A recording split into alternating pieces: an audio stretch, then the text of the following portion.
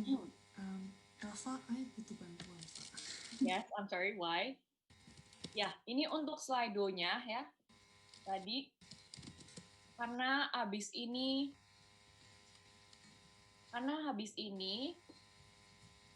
adalah sesi sama Father Bill for 40 minutes. Habis itu ada sesi Q&A. Waktu Q&A, kalian ada pertanyaan, boleh masukin ke slide. Just put the quote in. Nah, siapa itu? Dan sebelumnya kita ada PW dari PDKK Melbourne, tapi sebelum itu Elin akan mengintroduce who is Father Bill. Kalau I bisa ketemu dokumennya. Oh, oke. Oh ya, ketemu. Jadi untuk yang nggak tahu Father Bill itu siapa, just a little bit of introduction ya Father Bill. Father Bill is your cool uncle with happy vibes and exciting stories ready to be unpacked. Having first went to Indonesia back in 1969 as a seminarian, Father Bill has always had a deep involvement and connection towards the Indonesian community, both in Indonesia and in Australia. Currently, he is the Bapa Rohani for the members of SVD at Box Hill and the spiritual guider for Komkiat 2020 ini. Hi, Father Bill. Oh, you're still muted. There you go. Okay. Halo Father Bill. Sebelumnya kita akan mulai dulu ya dengan PW kita. PW kita tim kali ini yaitu dari tim PDKKI Melbourne. Hello. Okay, well, now that we've already gotten to know each other a little bit better, and we've also played a couple of fun games, we want to start off with our first session. But before we do so, we want to prepare our hearts by worshipping the Lord our God. This first song is called Bermacam-Macam. There's a couple of dance moves, so you guys better be following after me. Are you ready? Okay. Macam-macam kita hadir di sini, tetapi kita satu. Di dalam Tuhan tidak ada yang putih, tidak ada yang hitam. Kita bersaudara di dalam Dia karena percaya. Yesus Tuhan, Yesus Raja, Maha Kuasa. Some of you guys are just sitting there. Where's the dance moves? Okay, we're doing this one more time, okay? Better be following after me. Are you ready?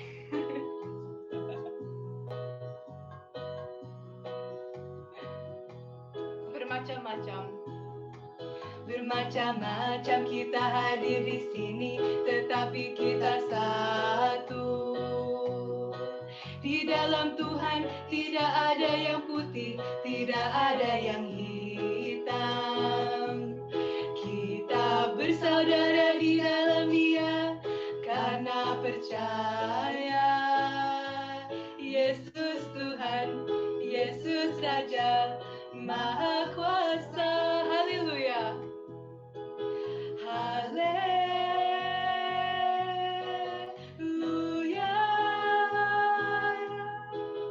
Haleluya.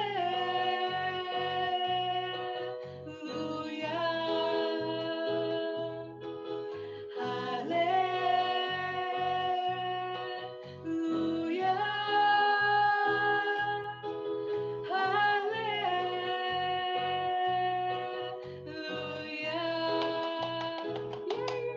Now that we've already lifted His name up high, we want to enter into an even deeper space of prayer. So let us prepare our hearts, let us calm ourselves, and let us invite the Holy Spirit to enter into this space. In the name of the Father, and of the Son, and of the Holy Spirit. Amen. You, Father God, we thank you so, so much for allowing all of us to be gathered here today from all over Australia. Although we all may have come here for different reasons, we We trust, Lord, that you truly called each and every single one of us here for a purpose. So we ask that you help unite our spirit, a spirit that longs to know you more, a spirit that thirsts for your word. So as we enter this first session, we ask that you send the Holy Spirit upon us to guide us and to lead us.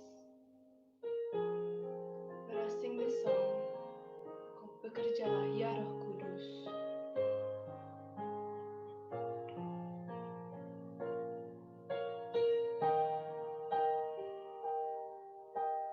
Roh Kudus hadir di sini, pribadi yang menawan dan suci. Ku rindu mendekat, mengerti hatimu, berjalan dalam kehendakmu. Roh Kudus manis dan lembut, penolong yang sejati dan suci. Ku rindu mendekat, mengerti hatimu, berjalan dalam kuasa-Mu. Bekerjalah ya Roh Kudus, bertatalah lebih lagi urapanmu, lawatanmu, kaulah yang ku perlu, kau terutama di hidupku. Truly, God, you work in our lives, and we trust that today you will work through the speakers for today, so that only your words come through their mouth, and that those words may enter into our heart and change us, Lord. So we ask that you help us to open up our ears and our hearts. We ask this through Christ our Lord. Glory be to the Father, and to the Son, and to the Holy Spirit, as it was in the beginning, is now, and ever shall be, a world without end. Amen. In the name of the Father, and of the Son, and of the Holy Spirit. Amen.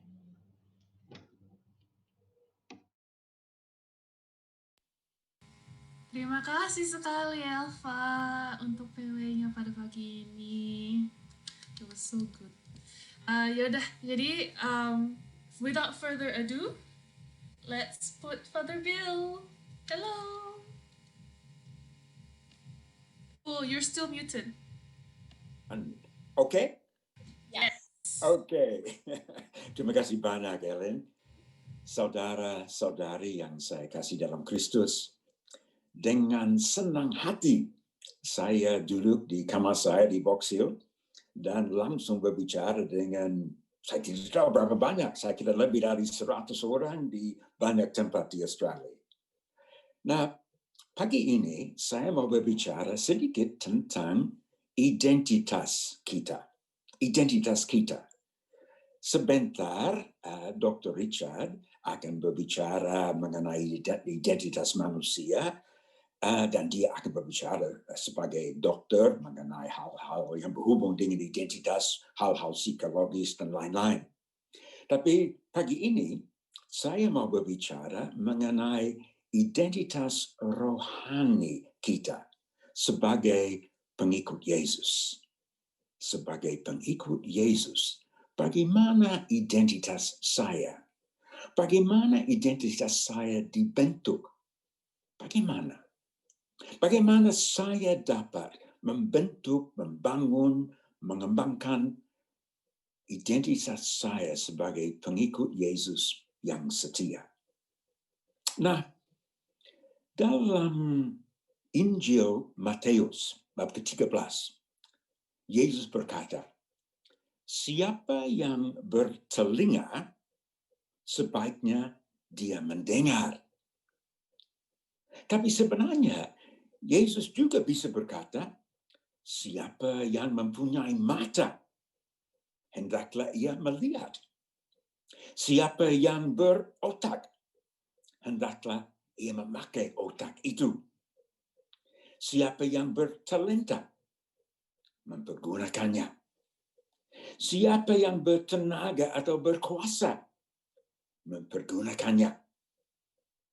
Juga siapa yang berkelemahan, sebaiknya dia mempergunakan kelemahannya itu.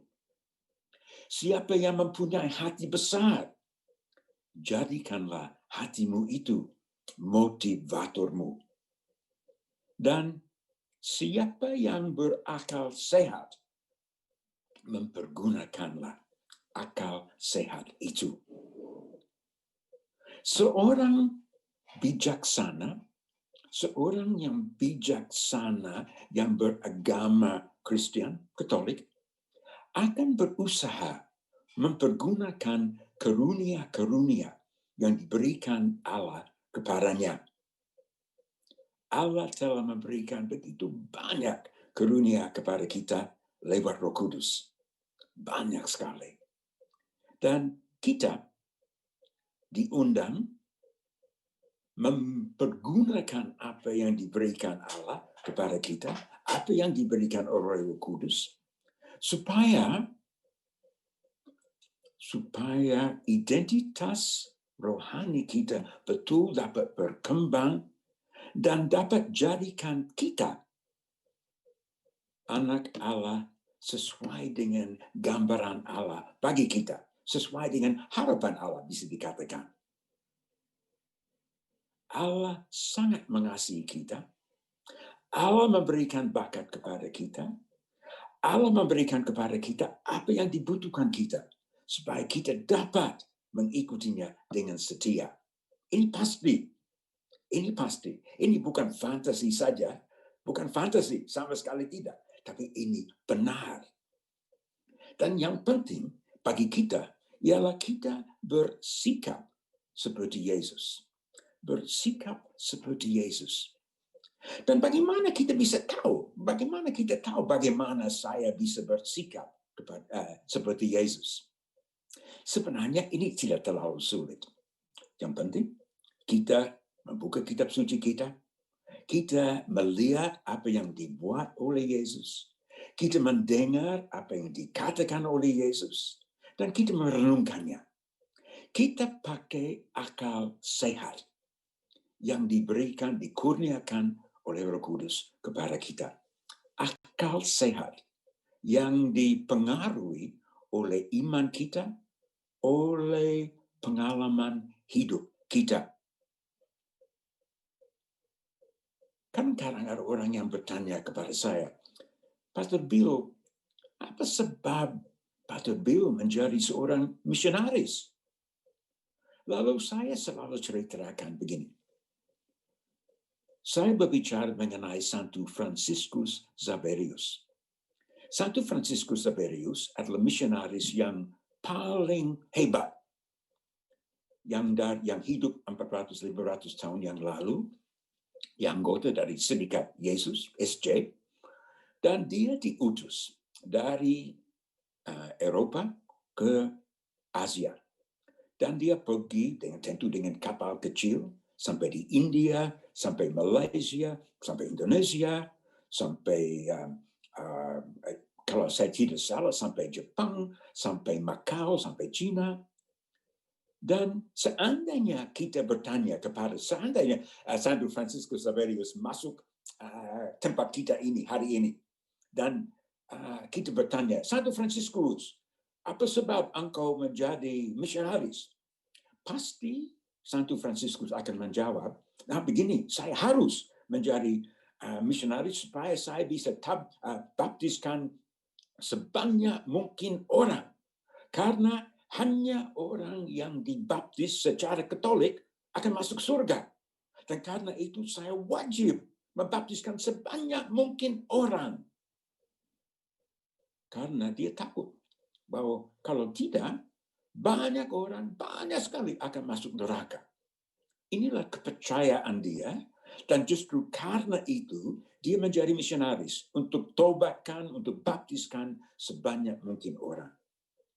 Nah, sampai Konsili Vatikan kedua, ajaran gereja yang resmi mengenai baptisan, mengenai siapa yang diselamatkan, sebenarnya sama dengan apa yang diajar oleh Santo Fransiskus. Dulu diajar bahwa hanya orang yang dibaptis secara Katolik dapat diselamatkan. Tetapi pada ini Konsili Vatikan kedua, pembesar-pembesar gereja kita dari seluruh dunia dengan memakai akal sehat mereka, dengan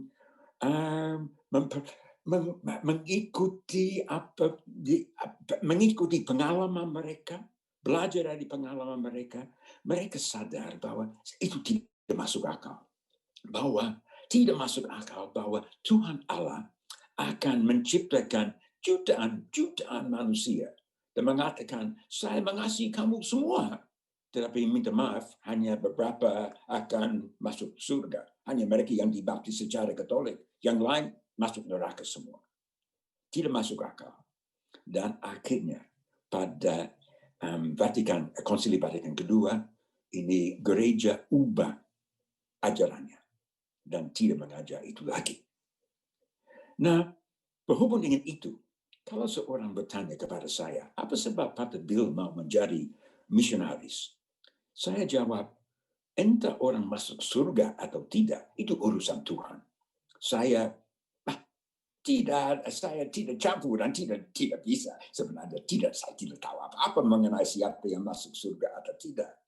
Tetapi saya menjadi seorang misionaris karena saya yakin, saya sungguh percaya bahwa karena saya mempunyai hubungan erat dengan Yesus, saya bahagia, betul bahagia.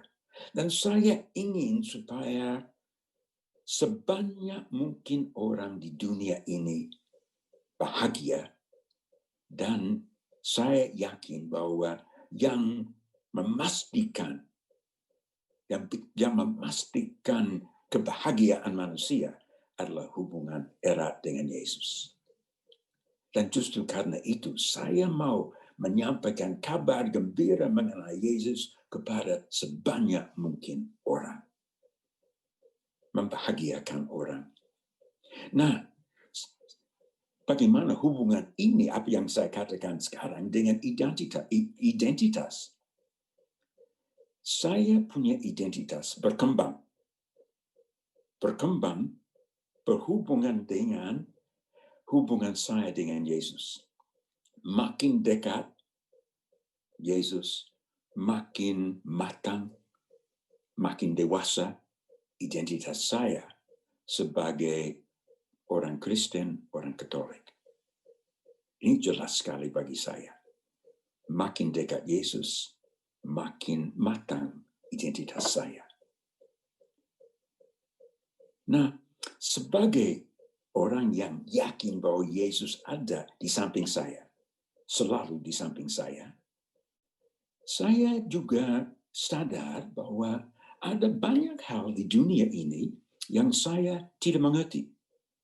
Ada banyak misteri, banyak rahasia. Biarpun seorang mempunyai hubungan erat dengan Yesus, ini tidak berarti bahwa dengan demikian tidak ada rahasia lagi di dunia ini. Bahwa semuanya jadi beres. Tidak.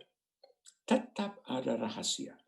Tetap ada hal yang tidak dapat dimengerti. Kadang-kadang saya merasa sedikit kecewa kalau saya dengar pengkhotbah yang berbicara mengenai penderitaan dan doa. Ada yang katakan bahwa kita menderita karena kita tidak berdoa cukup. Dan kalau doa kita tidak dikabulkan, ada orang yang berkata bahwa ini terjadi karena saya tidak berdoa cukup. Saya harus tanpa doa, harus berdoa terus. Tetapi menurut akal sehat saya, menurut pengalaman saya, ini tidak benar. Tidak masuk akal. Karena ada doa yang tidak dikabulkan. Biarpun seorang mempunyai hubungan erat dengan Yesus, biarpun begitu, tetap ada hal yang tidak dapat dimengerti yang terjadi. Umpamanya, apa sebab seorang anak kecil meninggal akibat kanker? Mungkin orang tuanya berdoa terus, tetapi anak itu tetap meninggal. Ini tidak masuk akal. Dan pasti orang tua tidak salah. Mereka berdoa siang malam. Tetapi anak mereka yang sama sekali tidak bersalah, dia menderita. Apa sebab? Kita tidak tahu. Dan seorang pengikut Yesus yang setia, yang mempunyai identitas sebagai Kristen Katolik, akan mengakui fakta ini, bahwa ada hal yang tidak dapat dimengerti. Ada misteri di dunia ini. Kita tidak bisa mengerti apa sebab orang-orang baik meninggal atau orang-orang baik menderita. Kita tidak tahu. Kita tidak bisa tahu. Dan sebaiknya kita jangan omong yang tidak benar. Sebaiknya kita jangan sampaikan kepada orang, oi, kalau kamu percaya akan Yesus semua jadi beres. Tidak, itu tidak benar. Doa-doa semua tidak dikabulkan. Umpamanya di Melbourne, di kota Melbourne, ada rumah sakit kanker, rumah sakit namanya Peter MacCallum, rumah sakit Peter MacCallum, dan ada ratusan orang yang dilayani di situ. Tapi ada banyak yang tidak akan sembuh. Nah, seandainya kita semua anggota Kompia ini pergi ke rumah sakit itu dan berdiri di depan rumah sakit itu dan berdoa supaya Tuhan menyembuhkan semua orang itu yang ada di rumah sakit itu, apakah mereka akan disembuhkan?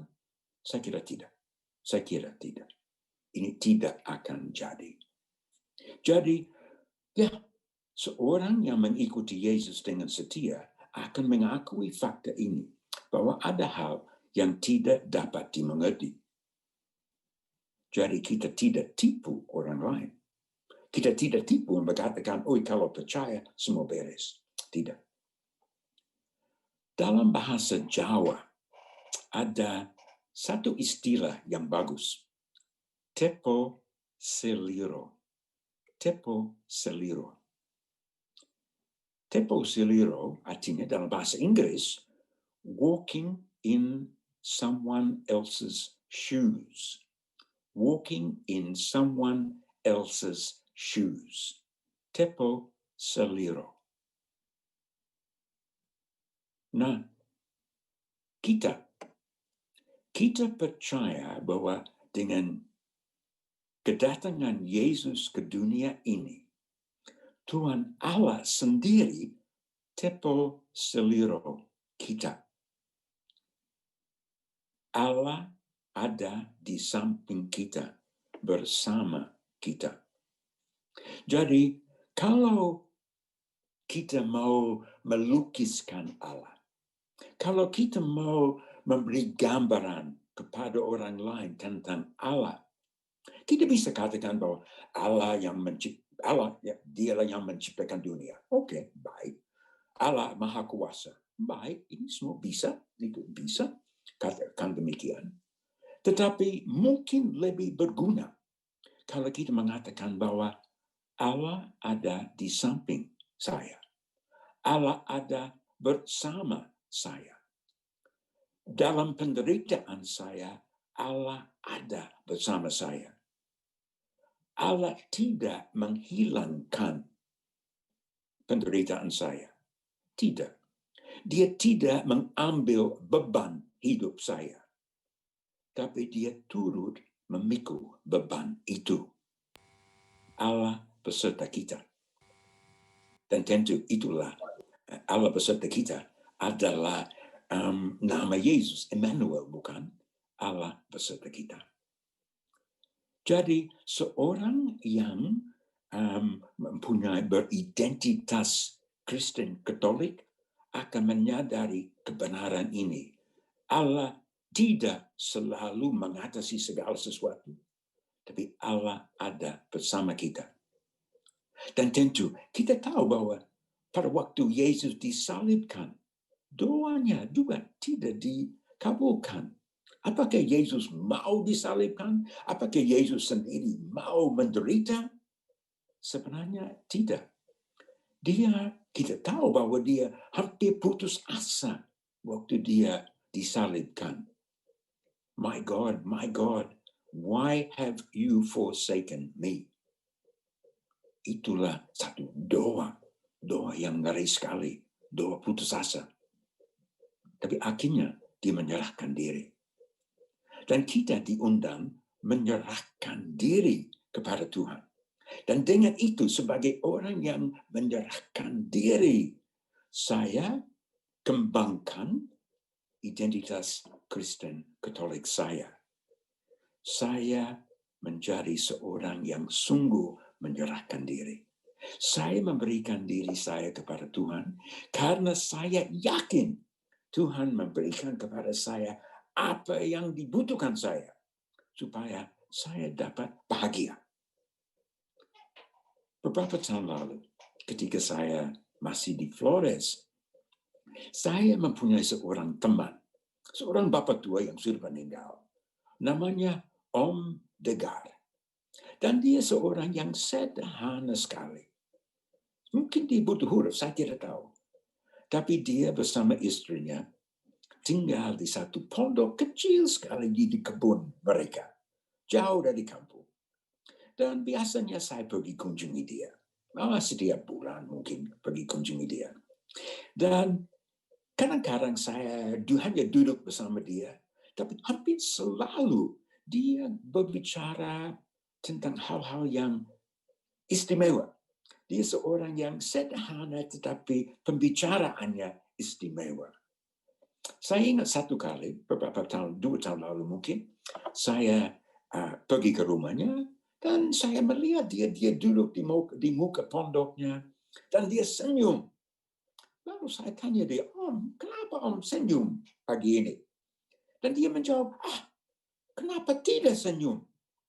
Saya sadar, saya betul menyadari kebenaran ini, bahwa Tuhan memberikan kepada saya apa dibutuhkan saya. Dia memberikan semua kepada saya.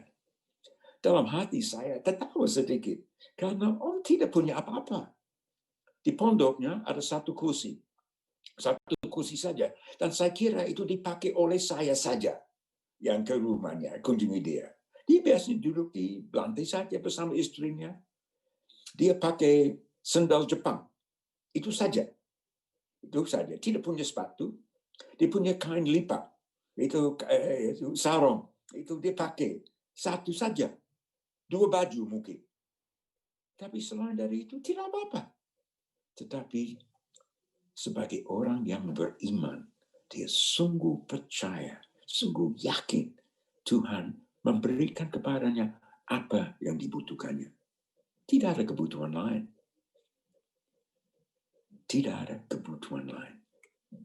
Dan sebaiknya saya sadar dan akan kebenaran ini. Kalau saya sungguh percaya akan Tuhan, Tuhan akan memberikan kepada saya apa yang dibutuhkan saya.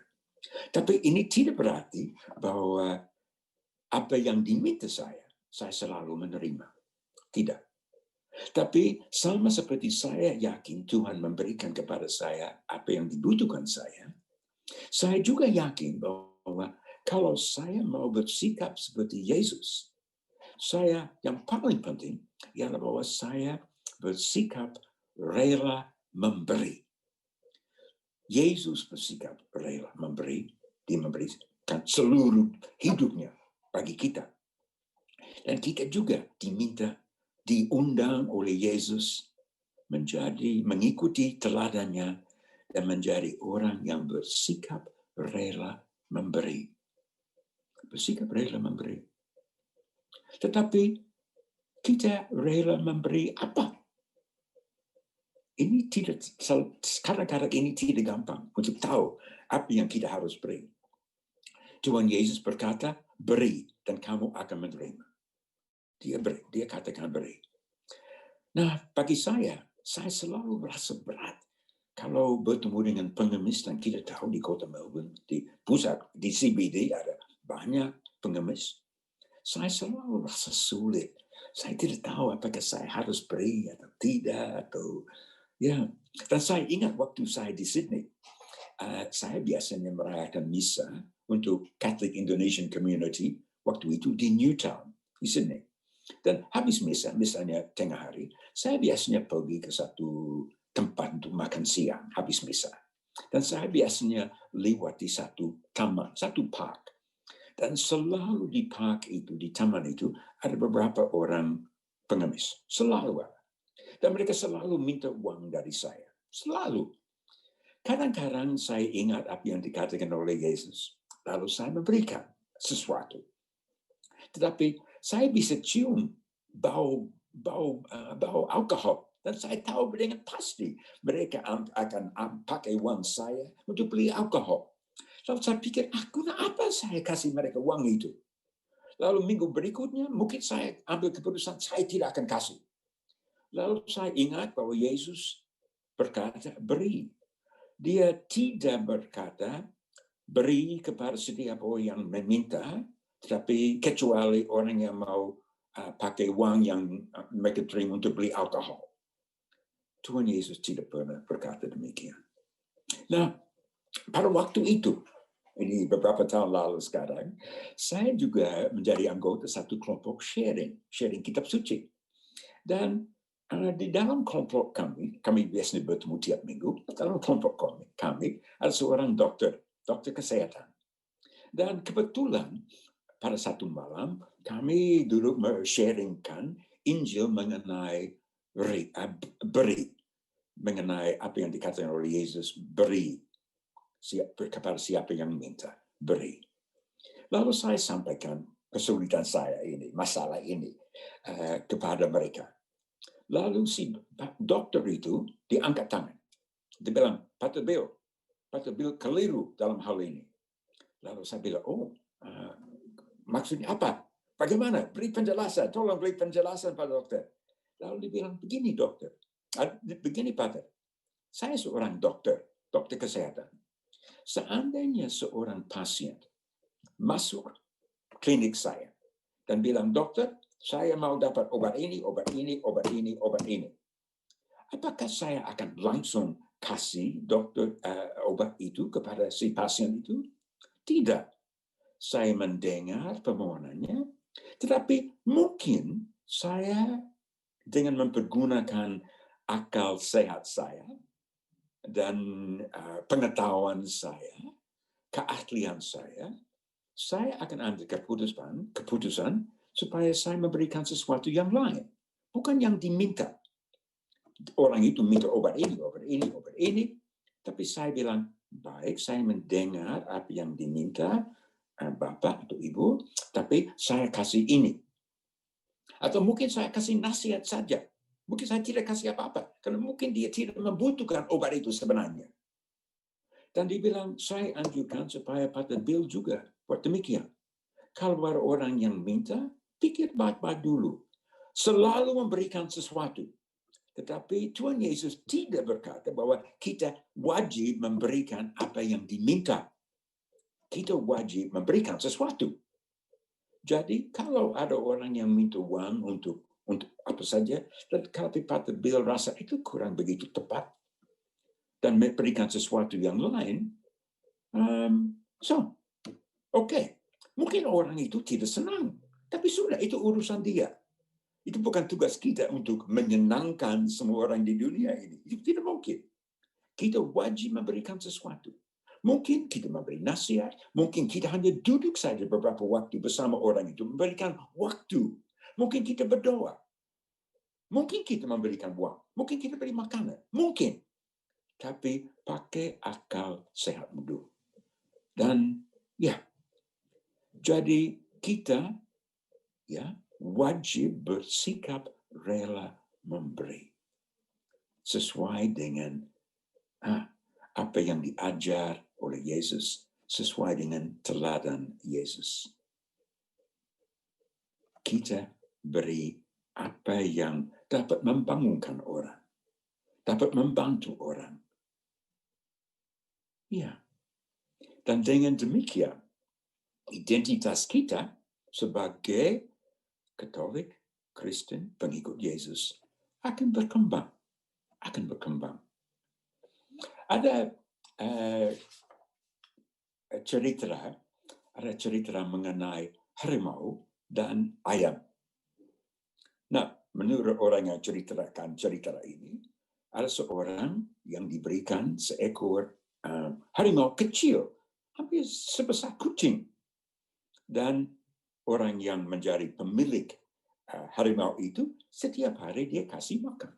Dia kasih makan kepada harimau itu, dan harimau itu berkembang menjadi besar, sampai menjadi binatang yang buas sekali, yang besar sekali. Dan akhirnya harimau itu membunuh si pemiliknya. Nah, ada orang lain yang diberikan seekor ayam, anak ayam. Dan dia memberikan makanan kepada ayam itu tiap hari. Ayam itu berkembang menjadi ayam dewasa, lalu menjadi makanan bagi pemiliknya. Nah, apa yang kita bisa belajar dari dua pengalaman ini ialah kita jangan memberi sesuatu kepada apa yang membahayakan, tetapi memberikan sesuatu pada dia yang akan membantu kita. Jadi kalau kita menjadi orang yang bersikap rela memberi, pikir baik-baik dulu. Kita beri apa? Harus berikan sesuatu, tapi jangan memberikan sesuatu yang mungkin tidak berguna, tidak ada guna. Nah, kalau kita ingin tahu sebaiknya kita, bagaimana kita dapat kembangkan identitas Katolik kita, sebaiknya kita juga perhatikan mereka yang sudah mendahului kita. Orang-orang bijaksana yang sudah mendahului kita. Seperti penginjil-penginjil, anggota-anggota gereja dulu, gereja purba, mereka yang mendirikan gereja kita, sebaiknya kita perhatikan mereka. Dan karena itu penting sekali kita baca kitab suci, khususnya Injil, keempat Injil dan juga surat-surat dalam Perjanjian Baru, khususnya itu. Karena dari apa yang ditulis di situ, kita dapat belajar dari pengalaman orang lain yang berpaling pada Yesus. Dan kita dapat belajar dari pengalaman mereka. Dan juga kita jangan hanya pikir tentang mereka saja, tapi di dalam selama 2000 tahun terakhir ini, ada begitu banyak orang lain yang beridentitas Kristen, Katolik, yang sungguh-sungguh mencerminkan Yesus. Bisa dikatakan semua orang kudus adalah seperti itu. Semua orang kudus. Salah satu orang kudus yang namanya bagus ialah Santo Bonaventura. Pada tanggal 15 Juli, gereja Katolik, merayakan pesta Santo Bonaventura. Sebenarnya namanya Giovanni. Dia seorang Italia yang hidup pada sekitar tahun 1000-an. Kira-kira 1000 tahun yang lalu. Dan waktu dia bayi, waktu dia kecil sekali, dia sakit berat. Dan mamanya membawa dia kepada Santo Franciscus dari Assisi, dan minta supaya dia membantu anaknya. Ternyata Santo Franciscus memberkati anak itu, mendoakan anak itu, dan ternyata dia sembuh. Lalu Franciscus begitu gembira, mama dan bapaknya juga begitu gembira. Lalu Santo Fransiskus berkata dengan gembira dalam bahasa Italia, O buona ventura, o buona ventura, yang berarti kira-kira hal-hal baik akan terjadi atau sudah terjadi. Sesuatu yang baik sudah terjadi. Atau dalam bahasa Inggrisnya, maybe good things happen. Kira-kira seperti itu. O buona ventura. Dan dengan itu, setelah mendengar itu, apa yang dikatakan oleh Santo Fransiskus, mama dan bapaknya kasih nama Bonaventura. Bonaventura. Good things happen. Bonaventura. Dan mudah-mudahan kita bisa juga pakai nama, bisa diberikan nama Bonaventura juga. Karena kita yakin bahwa Tuhan Allah ada di dalam diri kita. Tuhan Allah di samping kita. Tuhan Allah begitu dekat dengan kita. Tuhan Allah pegang tangan kita. Tuhan Allah selalu ada bersama kita. Dan dia menjanjikan, dia berjanji supaya kita akan bahagia. Ini tidak berarti bahwa dia berjanji bahwa semuanya bagus, bahwa kita tidak pernah mengalami kesulitan, tidak pernah ada tantangan. Tidak, dia tidak janji begitu. Hanya dia berjanji bahwa kalau kita mengikuti dia, pada dalam diri kita, di dalam diri kita akan ada unsur kebahagiaan yang tidak akan hilang. Yang akan memberikan kekuatan kepada kita supaya dengan bahagia kita dapat bisa menghadapi apa yang perlu dihadapi di dunia ini dengan bahagia. Dengan bahagia. Bonaventura. Saya Bill Bonaventura. Elin adalah Elin Bonaventura. Nama bagus. Tapi kita juga bisa belajar dari orang-orang kudus. Dan juga pada saat ini, pada abad ini, pada tahun ini, kita mempunyai seorang Papa Suci, seorang Paus yang istimewa. Tiap hari dia berkhotbah di Roma. Tiap hari. Dan tiap hari khotbahnya istimewa. Seringkali khotbahnya singkat saja. Hanya beberapa halaman saja, beberapa kalimat saja. Tetapi apa yang dikatakan oleh Paus kita istimewa. Dan saya anjurkan supaya kita sungguh mendengar apa yang dikatakan oleh Bapa Suci kita, Paus Fransiskus. Saya sendiri mungkin tiap 2 minggu, saya buka website, Vatican website, dan semua orang bisa. Dan di sana kita bisa baca setiap khotbah dari Bapa Suci. Dan selalu ada hal-hal yang begitu bagus, yang betul, yang menyentuh hati saya paling kurang. Dan saya anjurkan supaya setiap orang yang mau memperkuatkan identitasnya sebagai pengikut Yesus, mengikuti apa yang dikatakan oleh Bapa Suci kita. Jangan cemas, tetapi mengikuti apa yang dikatakan, dianjurkan oleh Bapa Suci kita. Nah, kalau kita mendengar Bapa Suci, dan dia sudah berkata begitu banyak hal yang bagus seperti saya katakan, kalau kita mau lihat apa yang dianggap paling penting oleh dia, dia tidak mementingkan hukum-hukum, peraturan-peraturan. Dia tidak meniadakan, dia tidak adakan hukum atau peraturan, sama sekali tidak. Tetapi dia selalu menekankan beberapa hal. Dia selalu menekankan kerahiman Allah. Selalu menekankan kerahiman Allah. Dan juga dia menekankan betapa pentingnya kehadiran. Dia berkata kepada kita, sebaiknya kita semua hadir, sungguh hadir dalam kehidupan sesama kita di dunia ini. Kita jangan pisahkan diri dari dunia, jangan pisahkan diri dari sesama, jangan mendirikan tembok-tembok yang pisahkan kita dari orang lain, tetapi selalu membangun jembatan, selalu menjadi membangunkan jembatan. Dan sebenarnya inilah arti dari kata dalam bahasa Latin untuk paus. Pontifex. Itu bahasa Latin untuk paus. Pontifex. Pontifex artinya yang membangunkan jembatan. Bridge builder. Inilah nama paus kita. Dan kita juga dipanggil sebagai orang yang beridentitas Katolik Kristen.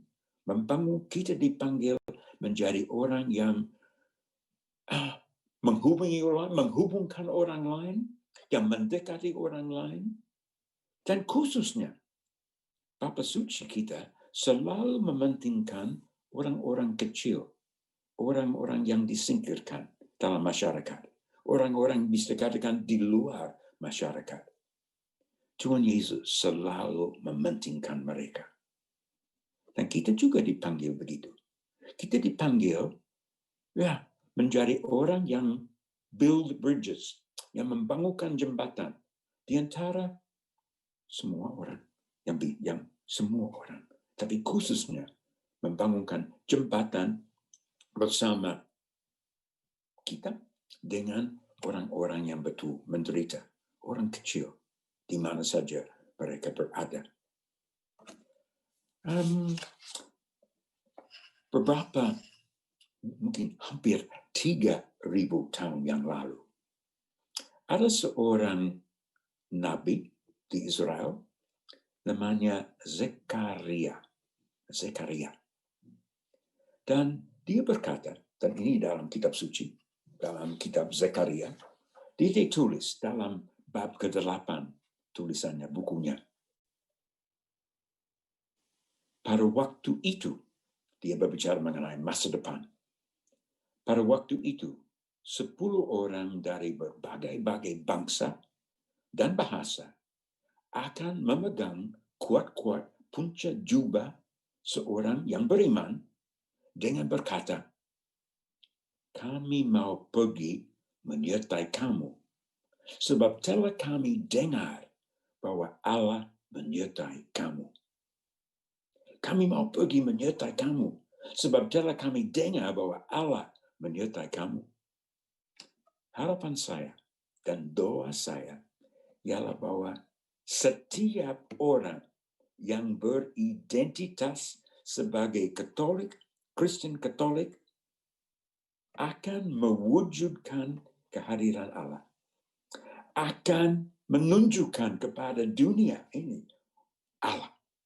Muka Allah, dengan akibat bahwa orang-orang akan melihat kita, orang dari berbagai-bagai bangsa dan bahasa akan datang kepada kita dan berkata, hey, kami mau pergi menyertai kamu, sebab telah kami dengar bahwa Allah menyertai kamu.